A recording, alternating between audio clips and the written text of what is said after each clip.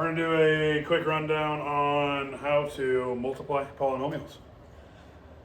So we like to use what we call it, especially when we're multiplying two binomials together. We have a binomial here and a binomial there. We like to use this method called the FOIL method. So we see first term, outer term, inner term, last term. And what that means is when we look here, the first term, aka the first term in this binomial, and the first term in this binomial, we're multiplying together. X times x, we know that we have to use the product rule, which means we have to add the two exponents because we know that x has an exponent of 1, and we know that x also has an exponent of 1. When we multiply those two together, we have to add our exponents. 1 plus 1 is 2. So x times x is x squared, is the outside terms. So the outside term here is x, the outside term here is 2. Multiplying both together, 2 times x is 2x. The inner terms, we have 1, we have x. 1 times x is x. It's not 1x, it's x, because when we have x, we always assume there's a 1 on the x already. And lastly, we have the last term. So the last term in this binomial, the last term in this binomial, we multiply them together. 2 times 1 is 2. Now we take all 4 of these and we put them together in one. Okay, so now we need to put all 4 terms that we created here, and we need to put them in one polynomial. So again, we have to write each polynomial in standard form, which, as I talked about in the last video, standard form is the highest degree of each monomial in decreasing order. So the highest degree here is going to be x squared. So we need to start by writing x squared. The second highest degree is going to be our x's. When we combine those two together, 2x plus x, that gives us 3x. And we're left with our constant, which is 2. So when we multiply these two binomials together, we get a trinomial.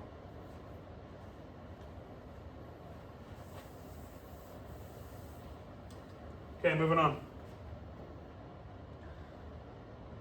We're going to do the exact same thing here, except there's not really a FOIL list, but we should be able to do just the exact same thing.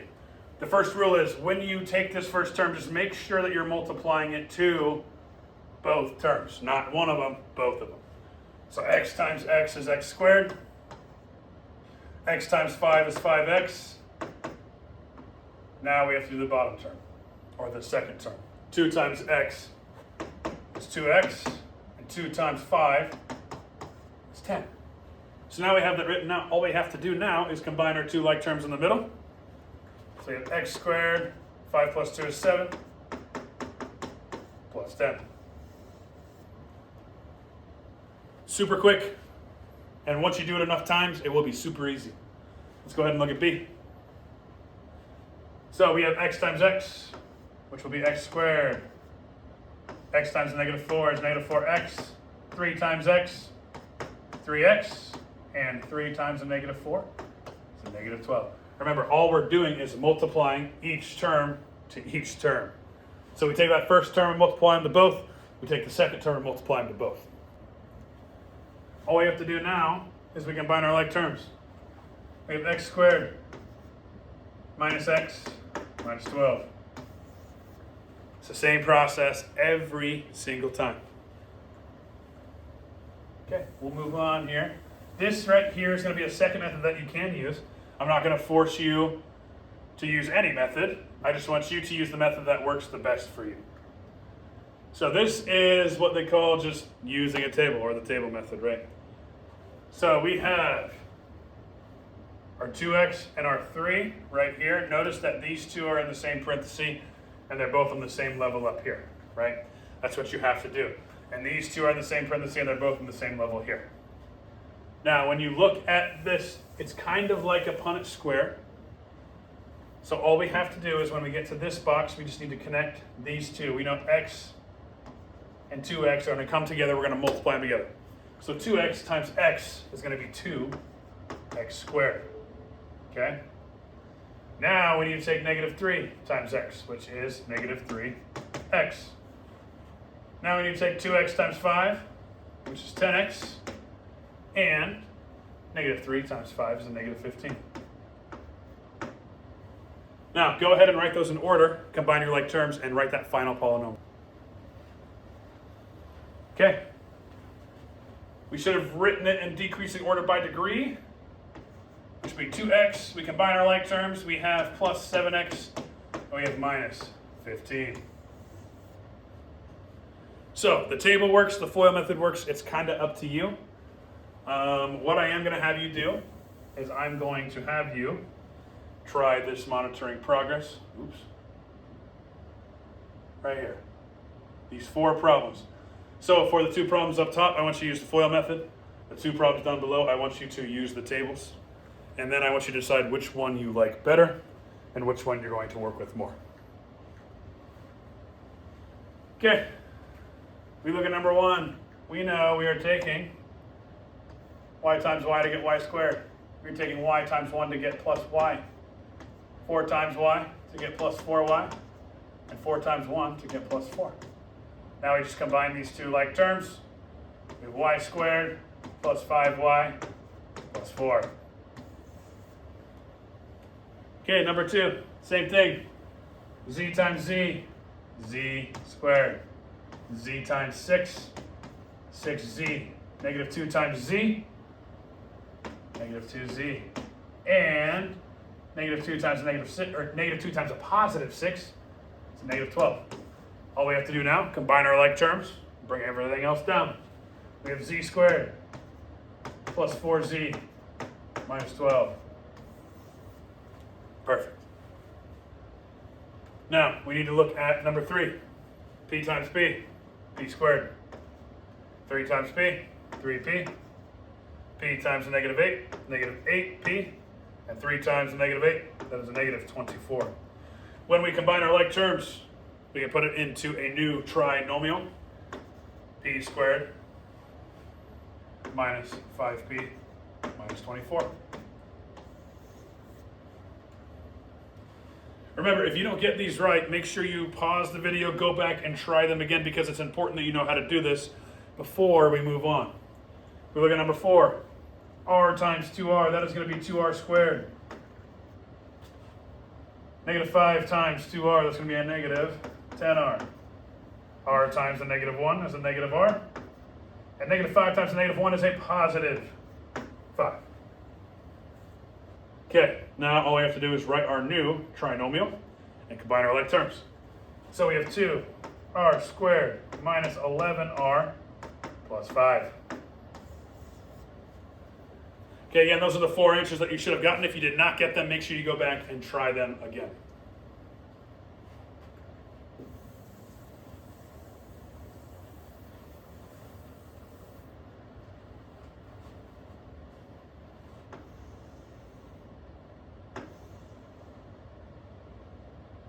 Okay. We're going to do the exact same thing here, except I'm going to have you guys do A, B, 5, and 6 by yourself. I'm going to come back. I'm going to give you the answers to these because we've been doing the same thing. And then we're going to do the bottom ones together because they're a little bit different or a little bit more challenging. But go ahead and try A, B, 5, and 6 on your own, and I'll give you the correct answers. Okay. Hopefully, if you tried these on your own by now, I know I don't give you a lot of time in the videos, but my expectation is that you pause and then try them.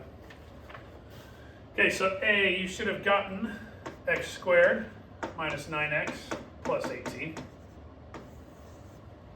For B, we should have gotten 6x squared minus 7x minus 5.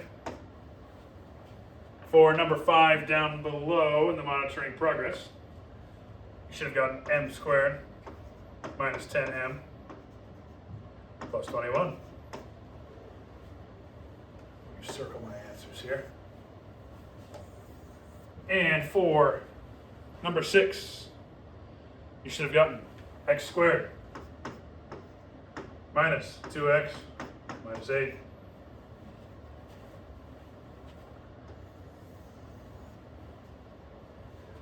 Okay, hopefully you got all 4 of those answers. If you did not, go back and try them again. Again, it's the same exact thing that we just covered in example 2. and an example 1. Okay, we are going to move on. And we're going to do the monitoring progress, numbers 7 and 8 together, because those ones are a little bit more challenging. So when we look here, we just have to keep in mind that we're still using the product rule when it comes to our exponents. So number 7, we see 2u squared, and we see u. When we multiply those two together, first of all, 2 times 1 is 2, so we know it's going to be 2. And now we have u squared and u to the first power. Remember, there's always a 1 there. So 2 plus 1 is 3, so it's 2u to the third power. Remember, the product rule with exponents is when we are multiplying two bases together and they have exponents on them, all you have to do is add the exponents. Okay, now we are taking 2 times a negative 3 over 2. And now you guys may immediately go for your calculator on this. I prefer that you don't, because multiplying fractions actually isn't that hard. So we're going to take our 2 here.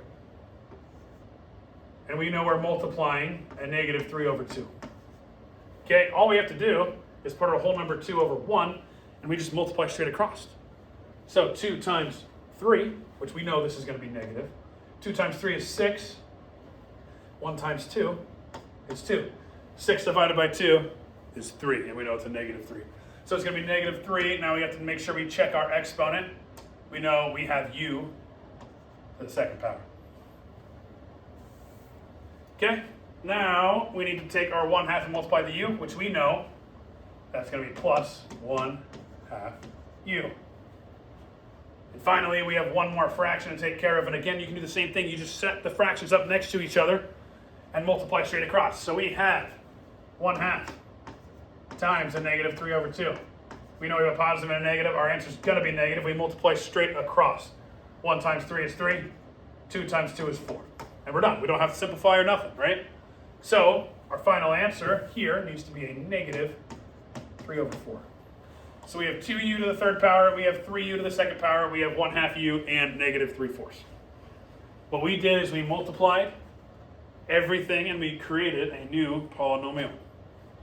The same thing is going to happen for 8. Go ahead and try 8 on your own, and then we'll go over it together. Okay, hopefully if you tried 8 on your own, we need to distribute this n to the n squared. We know that 1 plus 2 is 3, so we have n cubed. We know when we take our n to the 3n, we're going to have a plus 3n. Okay, we also know that when we take our 2 to the n squared, we're going to have plus 2n squared. And we know 2 plus 3 is going to be our positive 6. Now, we have to look. There's no like terms to combine, but we are missing something. We have to write this in standard form. Now remember, when we just look at these and we see standard form, we think standard form in our mind, we know we need to have our highest degree to our lowest degree. And the only two that we're going to have to flip around are these two right here, because this 2 is bigger than this exponent of 1 up there.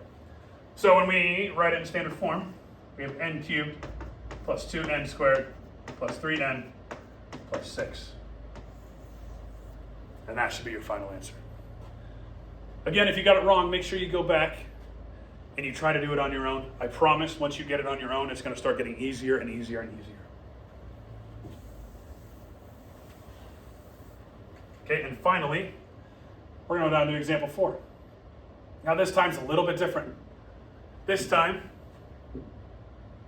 we have a binomial and a trinomial. But we're going to use the exact same distributive property method, except we can't use FOIL because there's an extra term. So we have x times x squared. We know that's going to be x cubed. We have x times a negative 3x. That's going to be a negative 3x squared. And x times a negative 2, that's going to be a negative 2x. The thing that I need you guys to realize is that when we take this first term over here, we need to take it to all 3 terms. If you don't take it to all 3 terms, you're going to miss something. So we've got the x taken care of. Now, let's look at the 5. If we take the 5 to the x squared, it's going to be plus 5x squared. If we take the 5 to the negative 3x, that's going to be a negative 15x. If we take the 5 to a negative 2, and we multiply them, we get a negative 10. So, the reason I changed colors is because I really wanted you guys to see that with each term in our binomial, we are getting 3 terms. So we got 3 terms from the x, we got 3 terms from the 5. So we should have 6 terms when we multiply a binomial and a trinomial. Now we have to check for like terms, which obviously we do see there are some like terms, but we have to keep in mind, we need to write this in standard form. And standard form is the highest degree to the lowest degree. So we see the highest degree here is 3. And we know there's nothing over here to combine with 3. So we have x to the 3rd power. We're going to go ahead and cross that off because we don't need it anymore. We see here, 2's next. We see a negative 3x squared. We see a 5x squared. When we combine those two together, we get a positive 2x squared. Those are done. We cross them off.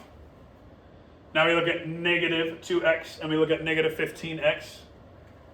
Together, that's going to be a negative 17x. We cross those 2's off, they're gone. And finally, we have a negative 10 left. So we just fill in our negative 10, and we are done. We have a new polynomial. We have x cubed plus 2x squared minus 17x minus 10. Go ahead and try the monitoring progress 9 and 10 on your own. I'm going to write the correct answers here in a second. Make sure you guys can do it. Okay, so we look here. The correct answer for 9 should have been x cubed plus 6x squared plus 13x plus 8.